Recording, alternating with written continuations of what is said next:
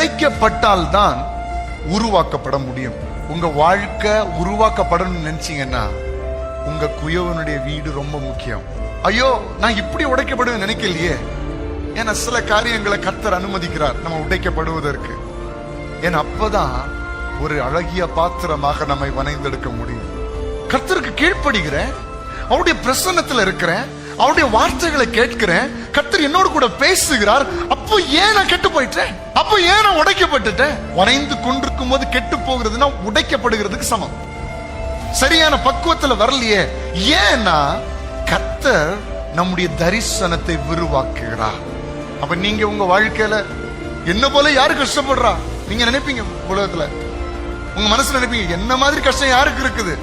உங்களை மாதிரி கஷ்டம் யாருக்கு இல்லைன்னாலும் எல்லாரை விட நீங்க கஷ்டப்படுறீங்கன்னா எழுதி வச்சுக்கோங்க, எல்லாரை விட நீங்க உயர்த்தப்படுவீங்கன்னு அர்த்தம்.